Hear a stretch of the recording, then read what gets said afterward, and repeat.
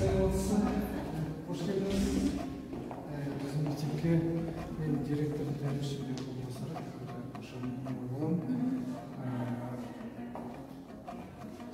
Мен жастар ресурстық орталығынан келдім. Аты жөнім Гүлбанова Раушан. Біз қазіргі таңда жастарға саяхат бағытыменен барлық мектеп ішілік мұражайларға кіріп, әлеуметтік жариялап жүрміз. Бұндағы мақсат жастарға қазіргі таңда қызықты болсын, бір жағы насихаттау бағытында әртүрлі мұражайларға барып, әлеуметтік желілерге жүктеп жүрміз. Енді бүгін сол мақсатта сіздің де мектепке келіп қалдық. Ендеше сіз өзіңіздің мұражайыңызбен таныстырып өтсеңіз. Hoş geldinіздер. Ендеше мұражайға қарап жүрейік.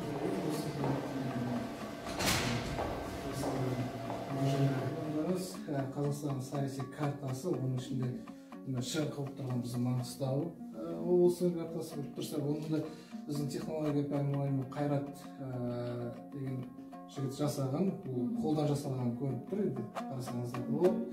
Мына сіздер сол үстінде тұрған мына альбом, енді біздің мектепке келген құрметті қонақтардың біздің мектепке жазған естелік тілектері.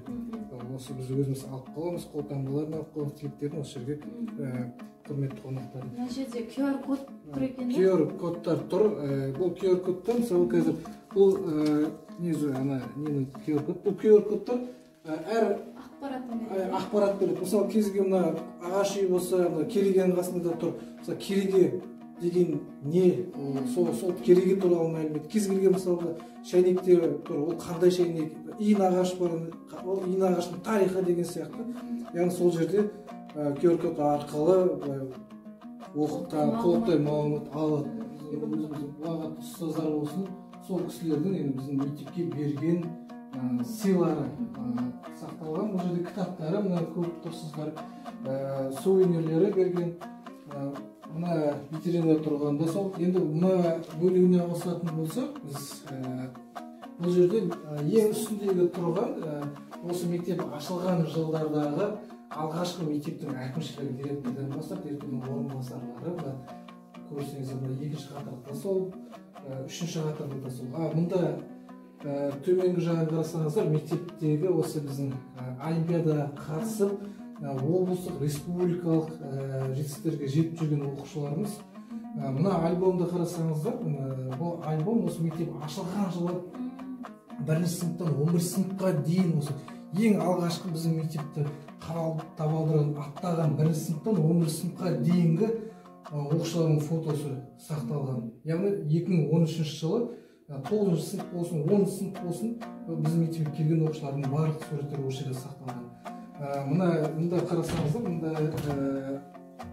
осы 2013 жылы, ашылған жылы біздің мектепке келген, біздің мектепте оқитын оқушылардың тізімі түгел сақталған. Ары қарап кетейік. Мына астындағы осы 2013-14 оқу жылының біздің алғашқы осы мектепті бітірген алғашқы түлектердің біздің мектепке жасаған сыйы, орынбасарларының жылдық жасаған жоспарлары, ақпараттары ішіндегі қандай шаралар ұйымдастырылса, соның барлығының фото және оның ақпараттары сақталған осы жерде сақталды. Жылдағы жылдық есептесек. Мына бөлігіміз біздің ең үстінде тұрған біздің ұлағатты ұстаздарымыз, біздің екінші қатарда тұрып ұлағатты ұстаздарымыз, ішіндегі бірнеше ұстаздарымыз қазіргі таңда зейнетке шықты. Мұндағы тұрған осы ауылда тұратын Ұлы Отан соғысының ардагерлері. Астындағы тұрған ең соңғы осы ауылда, біздің ауылда тұратын ауған соғысының ардагерлері. Мына осы ауған соғысының ардагерлерімен біз енді көптеген шаралар өткіздік. Осында келген жаңа айттық қой, бізге жазған тілектерімен қолтаңбалары осы ардагер ағаларымыздың қоқысқа кететін белгілі, я болмаса кей жерлерде көп бағаланбай үйдің әр бұрышында немесе бір қоқыстар жатады.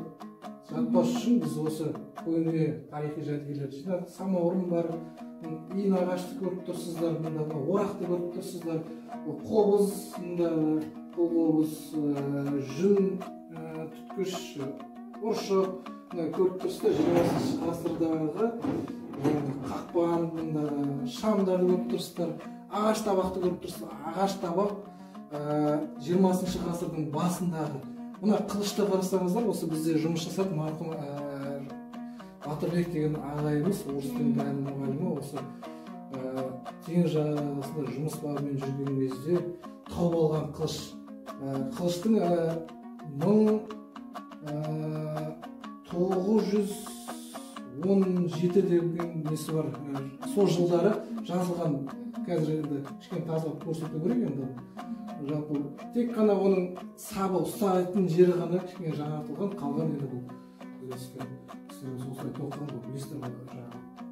Тоқығының өзінің технологиясы, қылышы, тоқыған кездегі жіптен иіріп ілетін жерлері түгел. Мына жерде төменде көріп тұрғандарыңыз тас диірмен. Бұл 1950 жылдардағы тас диірмен.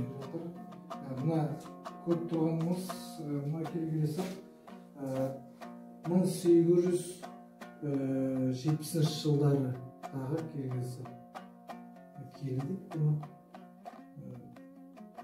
Сонша жыл сақтаған бұл біздің ата-аналарымыз көздің қарашығындай өзінің отбасындағы құнды бір жәдігер болу керек. Біздің мектепке табыстаған екен. Құнды жәдігерлер мұнда да сол, мына бөліп көрсетіп. Енді мына жерге келсеңіздер, патефонды қарасаңыздар болады, ескі баяғы. Телефонды қарасаңыздар болады, есеп шотты қарасаңыздар, қоржынды қарасаңыздар. Тіпті лентамен жұмыс жасайтын кезіндегі үн таспаны қарасаңыздар болады. Мұнда пластинка дейді. Сосын мұнда баспа мәшинді қарасаңыздар болады. Кезінде мысалы компьютердің алдыңғы баспа мәшинді. Енді мына астындағы бөліп тұр, неге бауларды көрсеңіздер болады. Ағаш үйге тиісті біздің шаңырақта да тұр ғой. Бұлай қарап жүретін болсақ, ішікті көрсеңіздер болады. Ішік, яғни кейінгі орта ғасырда жасалған. Шапан да сол кейінгі орта ғасырда тігілген құнды шапандарымыз.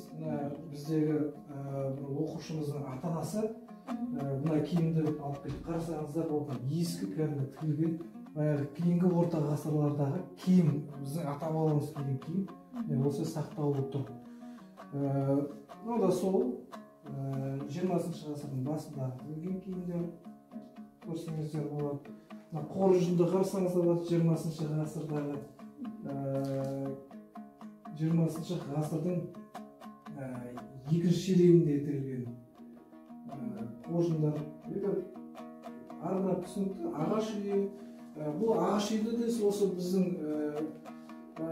мұражайдың дамуына өзінің үлесін қосқан осында біздің ата-аналарымыз қолдауымен осы музейге табысталған. Шаңырақтың өзін қарасаңыз осы 20 ғасырдың 30 жылдары жасалған екен. Біздің ата-анамыздың айтуы бойынша керегесі, оғы қарасаңыздар болады. Енді білесіздер, носы дейді. Бұл да сол 20 ғасырдың 40-45-ші жалпы 20 ғасырдағы осы үйдегі өзіміздің ата-әжелеріміз осындай носымен астында шоқ от жағып шайды қайнатқан. Мына шоқ салғыш, білесіздер. Шай қайнағаннан кейін осы шайды бөліп тұру үшін шоқтың үстіне шайнекті қойып шай суып қалмау үшін сондай затпен пайдаланған. Мынау да шоқ салғыш. Бұл жерде тамақты ысытқан шайдың өзінің ыстық қалпында сақтау үшін кішкене шоқ салып шайнектің үстіне қойып қоятын болған. Жалпы барлық мектептерге барып келе жатырмыз, соның ішіндегі мұражайларды аралап, ондағы қызметкерлер айту бойынша әртүрлі сайыстарға қатысып тұрады екен да, мұражайлар. Сол сіздің де мұражайлар мысалға сайыстарға қатысасыздар ма? Мектеп ішінде аудандық, облыстық деген сияқты.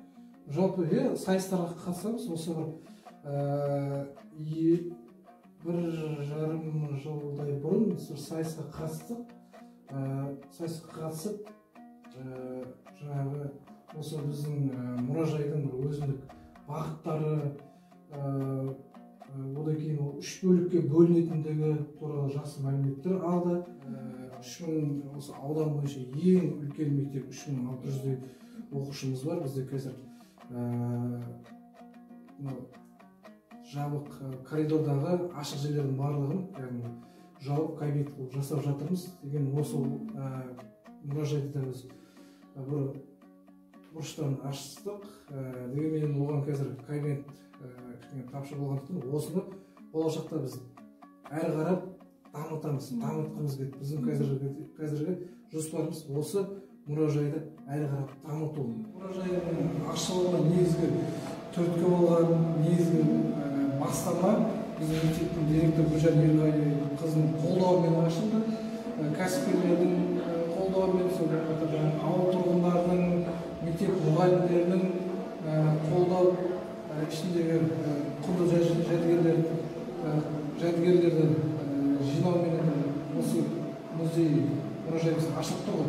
Енді сыртын қарасаңыздар, барлығы тас сияқты көрініп тұр. Енді қолдан жасалған мектептің бейнелеу пәнінің мұғалімі Отаров Саламат деген біздің ағайымыз бар.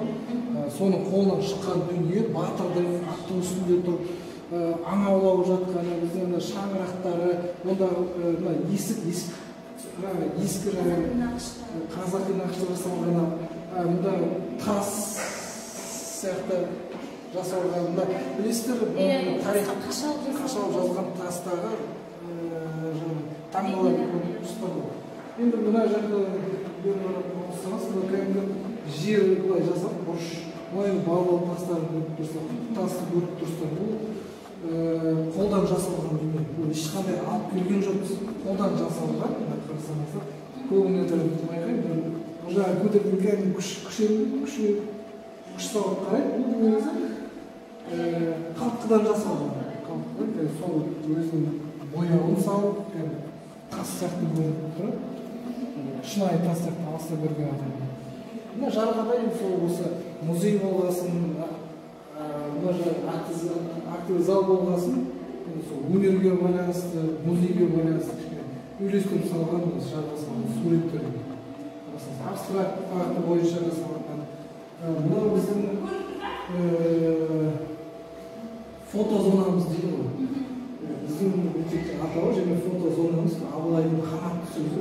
Көп дұрыстар өздеріңіз бар. Біздің осы мектеп өмірінен деген мектептегі өткен жарқын, үлкен республикалық дәрежеге алғанымыз. Біз енді алдағы уақытта осы бейнероликті әлеуметтік желіге шығарып, осы жастарға насихаттайтын боламыз. Сізге көп рахмет. Ал енді сіздерге де жастарға айтар ақылыңыз болса, кеңесіңіз болса. Енді сізге де рахмет. Осы біздің мектепке келіп, біздің мұражайды түсіріп, мұражай туралы сіздер мәлімет алып, біздің мектеп сіздерді қызықтырған үшін ең бірінші алғысын білдіремін. Енді бұл мұражай деген не бар ғой, мынандай сөз бар ғой. Мұражай қай елге барсаң да ең бірінші мұражайына бар дейді. Мысалы, шетелге барсаңда, қай елге барсаң ең бірінші мұражайына бар дейді.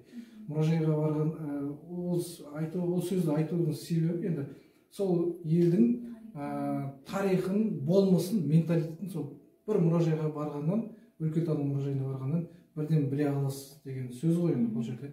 Енді бұл жерде мен енді жастарға айтарым, әрине жастар осы тарихымызды, құнды жәдігерлерімізді білсе екен, ары қарап тағы да насихаттаса екен деген ниет.